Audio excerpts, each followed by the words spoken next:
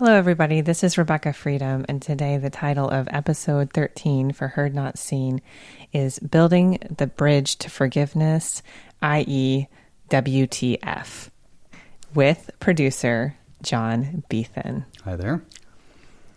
And let's just throw out for all those people who are not familiar with that old YouTube video of This is the World Round with all the leaders and motherland.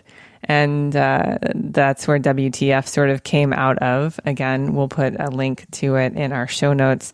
WTF meaning none other than what the fuck. But in this case, it can be what the forgiveness. So, yeah, little bit of a twist. What the forgiveness. What a life lesson, right? Holy balls to be able to forgive. So, you know what's really great about this show? It's marked explicit, which means we don't have to worry at all. At all. We don't have to censor or edit ourselves. And that is great. So, oh man, how often do we have to forgive for all the editing and censoring we've done of ourselves, right?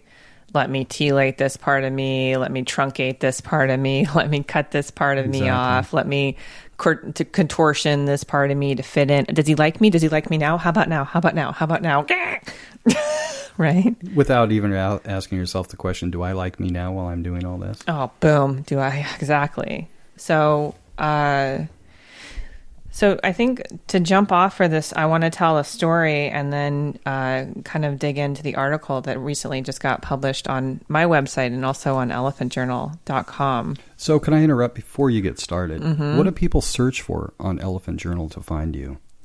They can search under Rebecca McClaskey, actually, MCCLASKEY. Okay. And my one of my mini articles will pop up. So thank you. You're welcome.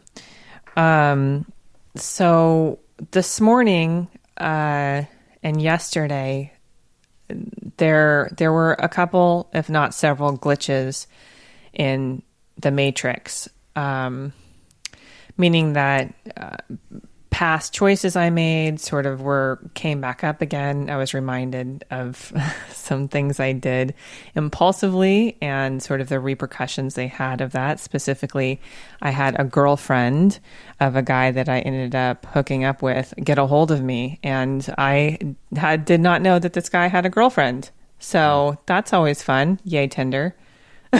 Like, what else is possible? Right? Crazy. And I always like to put the caveat when I say this, because I do own that I operate in the world as a relationship counselor. And I kind of think sometimes about, do you want to work with somebody who sits on the sidelines or someone who goes into battle? I go to battle. Yeah, I was going to say, I think I know where this one's going. Yeah. I definitely live it, because you can't take your clients further than you've been yourself, which means if I'm not doing deep work, then I'm not going to do deep work with my clients. Right. So that kind of awareness started to stir yesterday about, oh, look at that crazy coming back. And then I had a situation, disagreement and opinion around my counseling style, which, again, I will say, if you want a counselor that goes into battle, and that means with you, actually. Sometimes it goes into battle with the part of you that wants to be right. It's not like you're a general pushing people out on the front lines. No. I'm sitting here being like, we're going to come up with strategy and we're going to collaborate on this. But for some people who are really stuck in their place of saying, I want to control this, I'm not necessarily deemed as a good fit.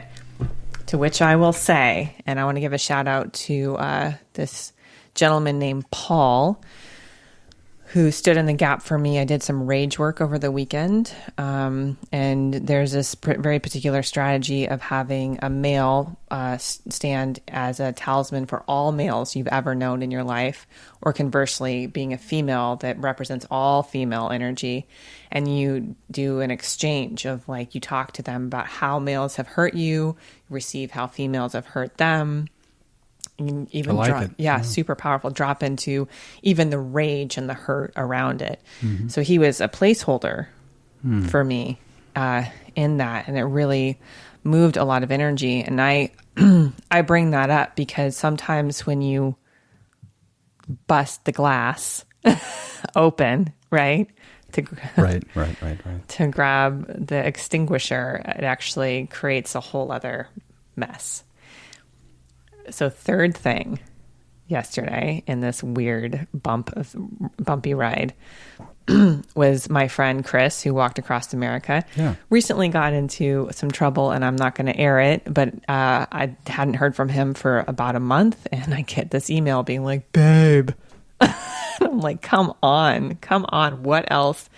What other twists and turns are going to happen? And then they happened. So I went to a new coffee shop again this morning. Better Buzz in Encinitas off the 101, which, by the way, they have toast with Nutella and bananas and strawberries, like as a breakfast item. And their bowls are really good. Oh, forget about it. So good. I haven't been able to since I had one. So I was sort of being a bit of a lofty coffee snob, being like, why would I go there? But now I know. Yeah. Now I know. So try something new. Met a angel, Jess, there, who was just so instrumental in the craziness that what happened this morning. So I'm telling a very long story to set up the twists and turns of when you surrender to spirit. And the other twist today was I get to Better Buzz early, and I pull out my 3 decks of tarot cards that I had with me, and I stack them. And this guy sits across from me, and he goes, well, what are you having? And then I start talking to him. He's like, do you like their mint mojitos? And we start conversing, and then my brain goes, okay. Literally every time I go to a coffee shop or somewhere and this happens, I was like, I'm guided. There's some message I'm supposed to give. What else is here? So everybody pull up your bridges, because this is going to blow you away. I'm still blown away. So he's like, what are these? And I explain it to him. And then he's like, oh, that's interesting. I've never had a reading before. He tells me never, like total virgin to it. And he's like, and I asked him, what's a Wi-Fi? And he's like, I don't know. I just moved. I was like, from where? He's like, Rancho Bernardo. I was like, oh, out in the sticks. He's like, yeah, my wife is from England. She's like, either we have to move back to Wales or we're going to have to move to the coast. So he's like, all right, we'll move to the coast. And we have this little exchange. And then I said, let me pull a card for you. Let me just pull a card. Okay. Let's get some cards going. So I pull out my Wisdom Oracle deck, which is one of my new favorites. Because each deck, like my angel cards have a different message. My Kuan Yin cards are more of like a blessing. And the wisdom cards are more of like life direction. Like, what do I do next kind of answer. So I shuffle the deck. I have them tap it and just pull the one card. Poof. There it is. The card. And it was message in a bottle. Okay, so he reads the card and he's like, what? The meaning of it. He's like, what? I'm like, yeah, what is it going on? He's like, I'm actually in the process of creating a communications company using virtual reality.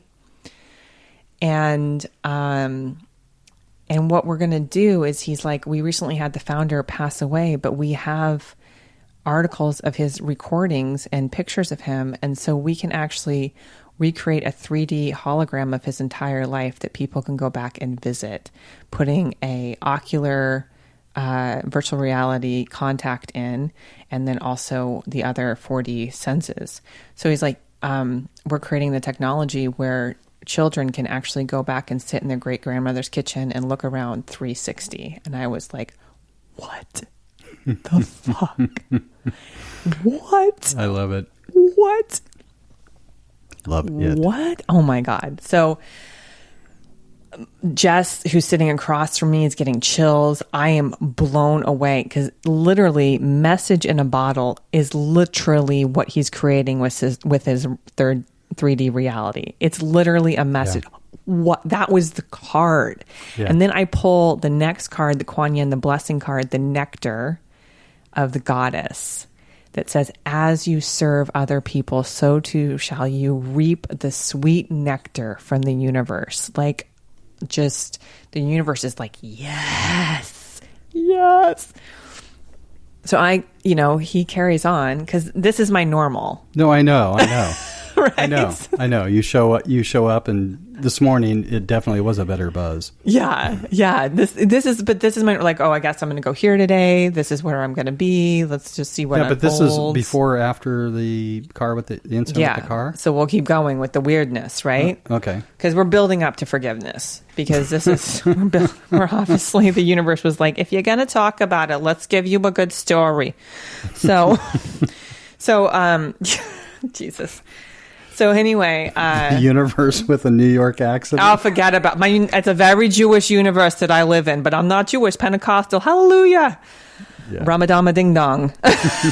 Speaking in tongues. So he leaves. I drop in with Jess. We have this conversation. I'm sort of bouncing things off of her, and we're just getting to know each other. But it is that sense of just, I immediately when you like somebody, like I can just, there's that instant kind of kinship there. Right. So I just want to shout out to her and say, like, thank you for the suggestion. She leaves. I go to my car. The fucker won't turn on. And here's the kicker. I've been trying to sell this car and have known I've needed to sell it for the last 3 months now. Right. And at first I was going to I was all different things. And so it's lining up. My family's going to sell me a new car. So I'm just like, duh, of course, here we are. Like, I needed to unload this thing. And the lesson is that I had some offers, but I didn't negotiate down. So maybe humility, being part of whatever. The universe is like... What do you mean, being a part of whatever? Yeah, I get it. I need to be humble. Oh, okay, good. that's all. I just thought you see what happens there? It's like, be humble. And I'm like... I don't want to. Building up to forgiveness again, okay? So we're like building up to it. So again. So I'm in my car and I'm like, here we go. Weird thing number 4. Like, like the gravel is now turning into potholes. Okay. Because... and everyone raise your hand in the audience who's listening to this. And John, I know entrepreneurship. Yeah. Holy shit. Right. Holy, like... Yeah. Whoo, like you think going to the office and working with like bitchy Tina who sits in the cubicle next to you is like, oh, this is so hard. But you know for sure that your paycheck is going to be like $3,500 per week, and that's coming in and you just have to show up and do your repetitive thing. And a lot of people are like, oh, it's so hard. I'm like, come on. Yeah. I mean, soul sucking, sure. But entrepreneurship, I mean, what would you say about it? Well, I mean, I think it's a lot like marriage in that it offers the greatest opportunity for growth. Mm-hmm. Because it is. It's like your baby. Like, and I know, like, truly, like from concept, like fetus little notion into like the gestation period, where some people just stay in gestation, you know? They do. It's like 11-year gestation. You're like, are you going to have, it's going to be a teenager by the time you're ready to birth it. Come on, get with the program. Right. But yeah, I mean, the program is faith, just with a capital fuck, Yeah. And it's also, I think, an awareness and a realization that the other things are not options. I mean, it's certainly true in my life. I just don't have an Yeah. Came here for other reasons. For some people, the job, the sit on the couch, watch all that, all of that stuff's fine. It's all fine. It's just doesn't work for me. It's really interesting because there's a strata that I'm noticing, right? Obviously, the caste system strata. I'm noticing of like somewhere the healer, the $30,000 healer strata versus like the superstar healer who's like selling their 6-figure programs to the $30,000 healer. Right. And we're sort of all just like pissing on each other and calling it rain. You know, like, holy water, piss, whatever, 6 one, half dozen the other.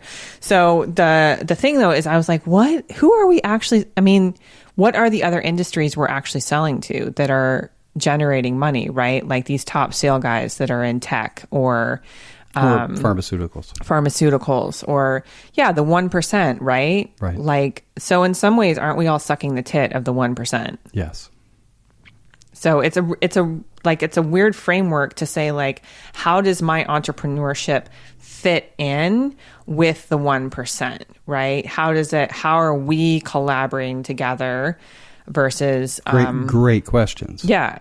Right. I think about that. I was just like, for instance, the housewives that like are sipping their box of wine, like it should have a fucking straw, just like sippy cups, you know, like that's their investment. And it's like, let's do the wine thing. Let's do the boat tour. And where do you put your money? Like, and the Bible says like, you put your money where your heart is.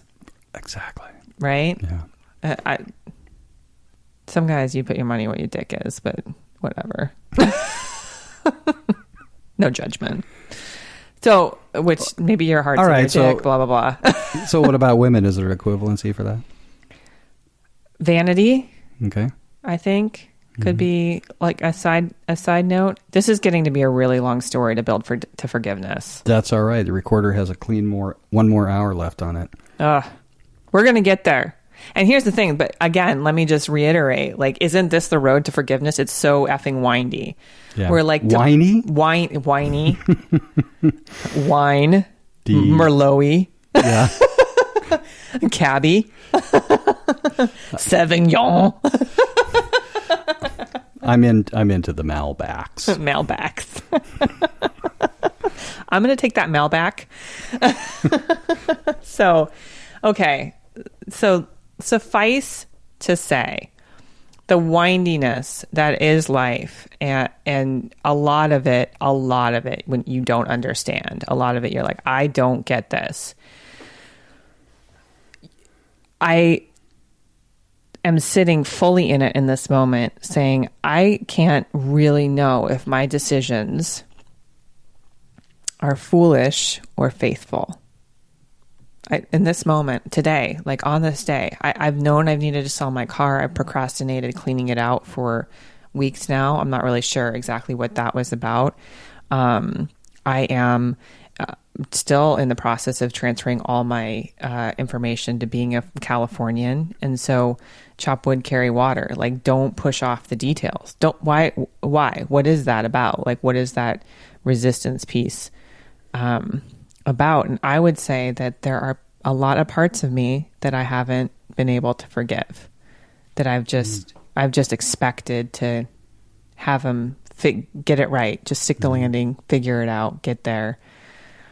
And Spirit's been incredibly merciful with me in that space to be able to orchestrate that. On the day my car dies, I happen to be hanging out with somebody who has AAA.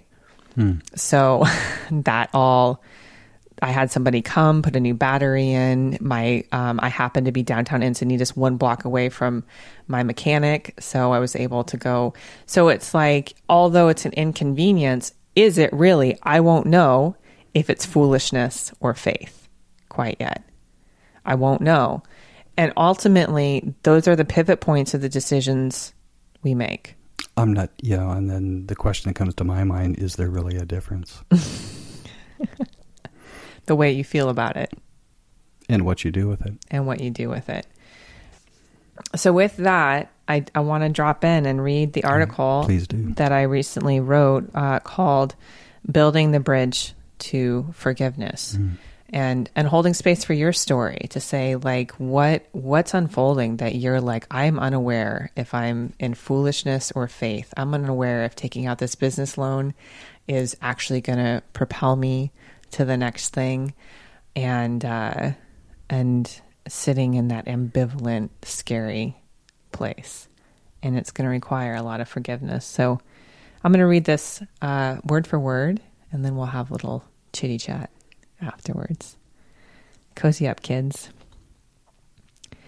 Nothing feels more pejorative than being told to forgive yourself when you don't even know who the hell you are anymore because of a lifetime of energy has been invested defending yourself. You have been strong enough to survive. You have fought the good fight. You have thwarted disappointment and championed justice.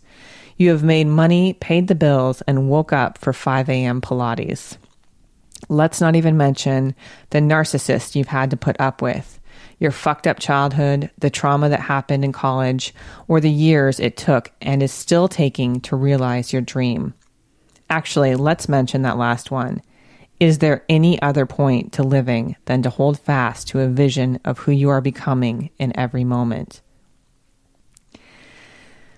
We all have a purpose and a path to that purpose.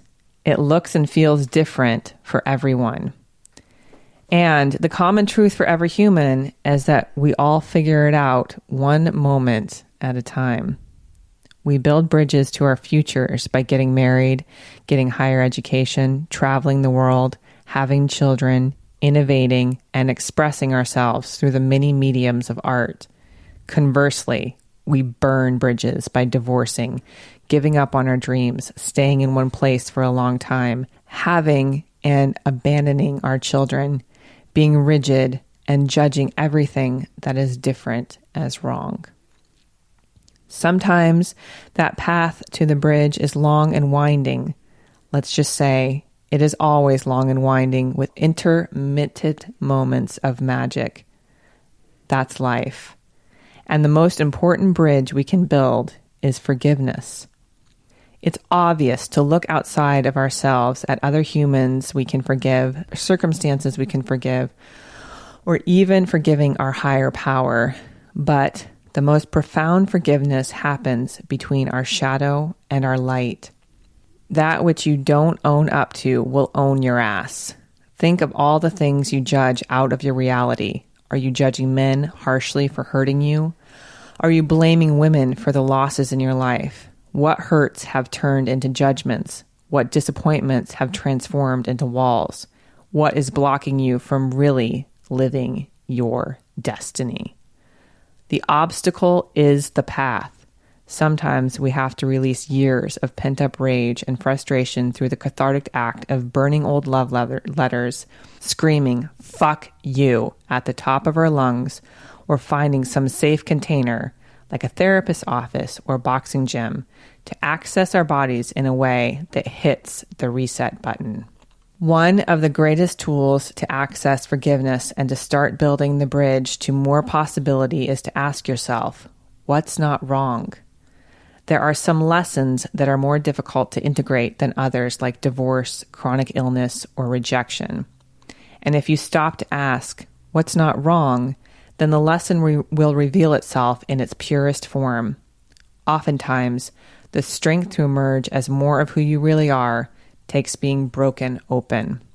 Forgiveness is an inside job. It takes resources such as faith, community, willingness, and acceptance to take what was broken and rather than glue it back together, expand the space by bridging the broken pieces. Every place there is resistance is an invitation for forgiveness. Every person you dislike is provoking you to forgive. Every stress that arises from the feeling of not having or being enough is stressing the importance of forgiveness. Every time you want to shut down and hide is a time to build your bridge. Now is always the best time to forgive. It's a windy road to get there. But I think about that which you seek is seeking you. And with all the possibility in the world, all of it, today's task was for me to deal with my car. Am I particularly financially prepared? Have I been the ant instead of the grasshopper? You know that story, right?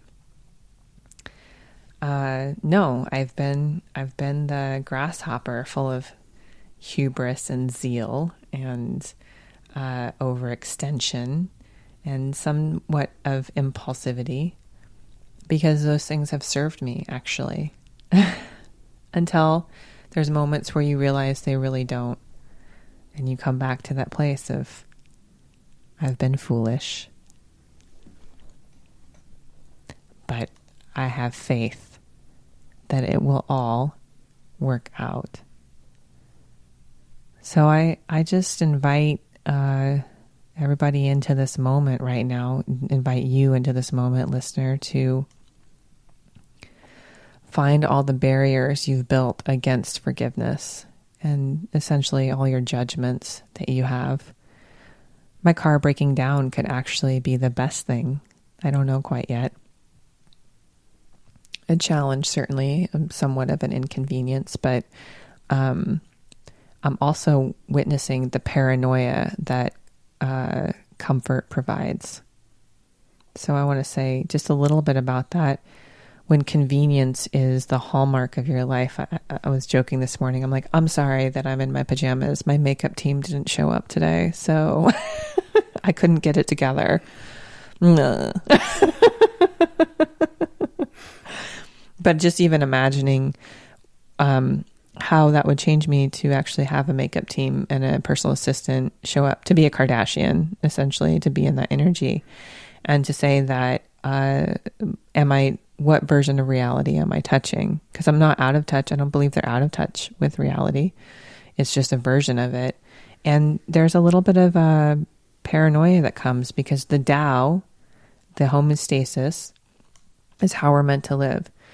And our greatest bridge between our darkness and our light, between our pain and our victory, between our confusion and our purpose, is forgiveness. To say, like, Ho'oponopono, right? I'm sorry, self. I'm really sorry, man. Given the information we had at that moment, damn, I'm sorry, because that put us in this breakup or this physical ailment or this transportation situation or this financial setback. Maybe you can echo this, John. Mm-hmm. Steve Merbolli, Tony Robbins, Wayne Dyer, Eckhart Tolle, Oprah,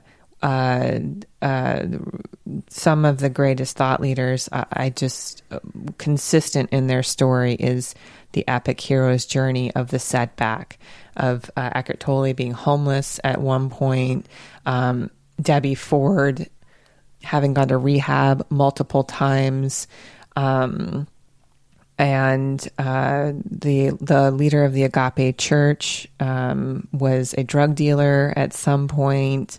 And, you know, Rebecca Freedom was once Rebecca McClaskey, this awkward, lanky girl who was called a gay witch in a Christian school. And I've gone through so many iterations of trauma and resilience, from the loss of my dad at age 20 to my mom dying, and then just moving out here and sisters doing it for themselves, kind of joining that meetup, if you will, where it's like, I'm single, I'm 36, and that looks a very particular way. Yet victory is always accessible if you're willing to forgive. What I would echo is that in every one of those situations, what we're talking about is a breakthrough. And the breakthrough is probably for another episode. Mm-hmm. But breakthrough is, to me, where it's at. Mm-hmm. And there was a time in my life when I was gristing with and for the mill that I had 3 nervous breakdowns, which I came to understand later were breakthroughs. Because in every one of those 3 cases, it was just like on the other side, I was totally transformed. Spiritual emergency turns into a spiritual emergence. Hey, nicely said. Yeah. I'm ripping that off from, I think, from Ken Wilber. Say that one more time. A spiritual emergency turns into a spiritual emergence. .com. Right? Hashtag.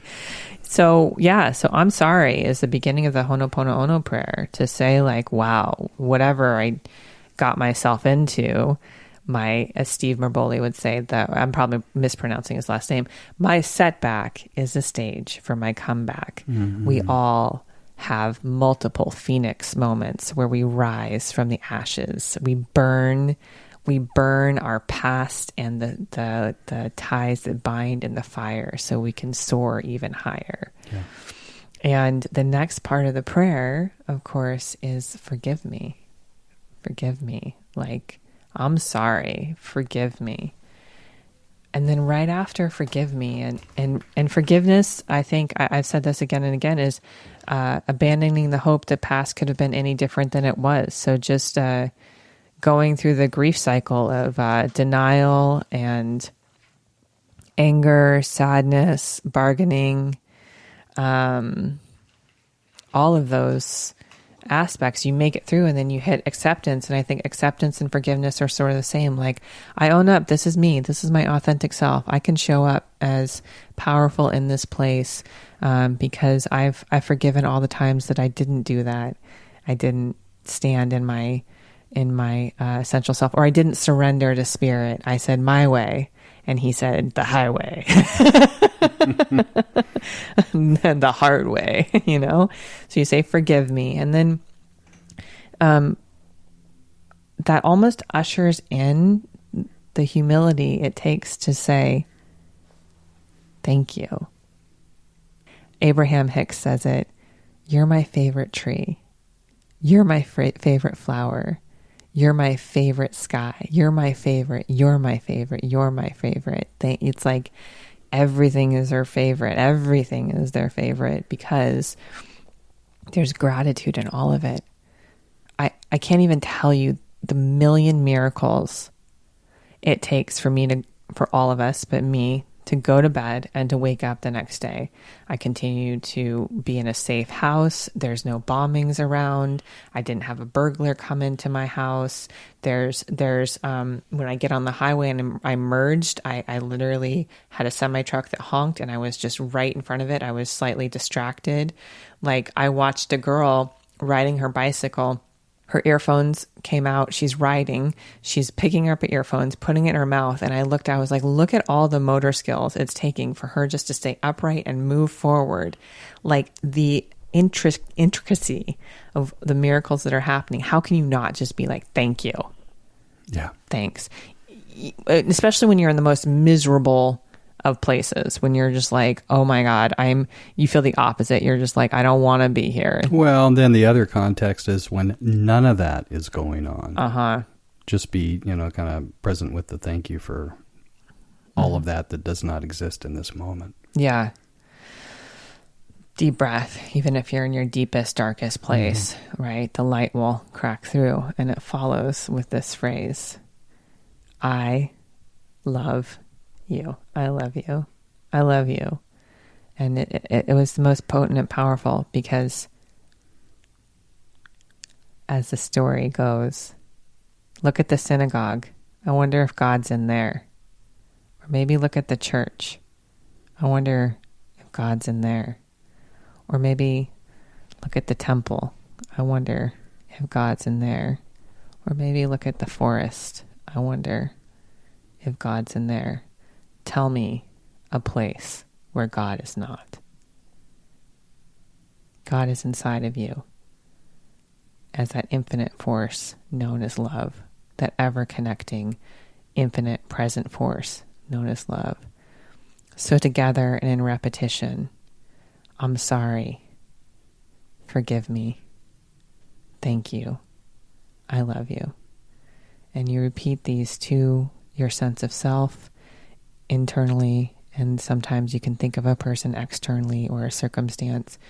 Ho'oponopono, I believe, and is the prayer of forgiveness, and to circulate that as a tool to build your bridge from the broken pieces, from the like, oh shit, my car wouldn't start, to, oh shit, my marriage won't start, to, oh shit, we can't restart his heart, and someone passes,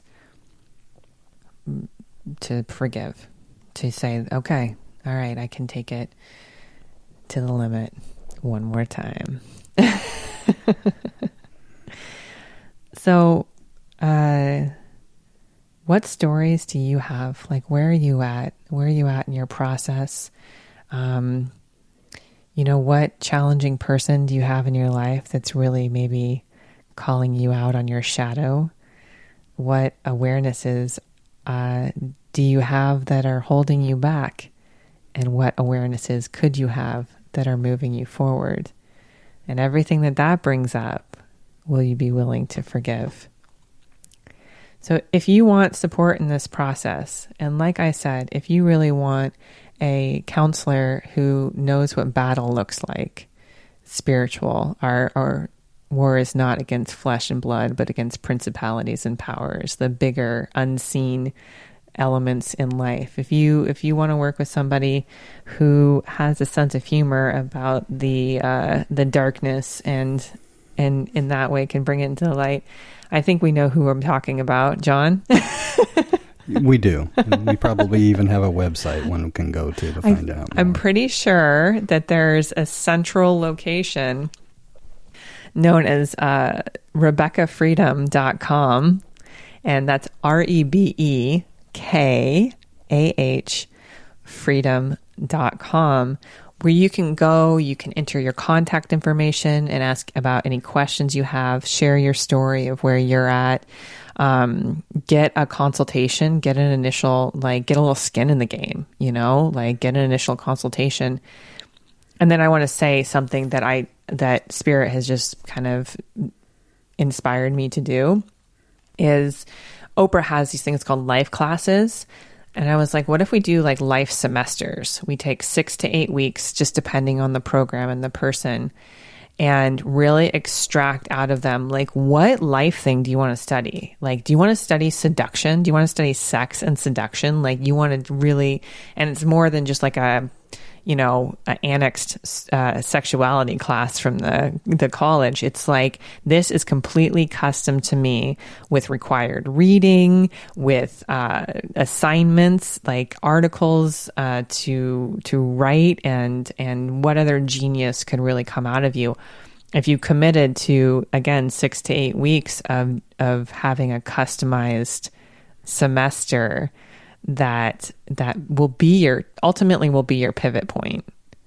I think about every time I've done a particular higher education class that resonated with my true self, and what a difference that made. So this is an invitation that I'm offering clients that really want to take their life to the next level of as powerful creators. They want to say I need to leverage knowledge in order to start to really experience what I want to create, and stop being pissed on and having it be called rain, you're sovereign. I want to get into that in another podcast, and I'm just going to plant that seed, sovereignty, for coming up. Yeah.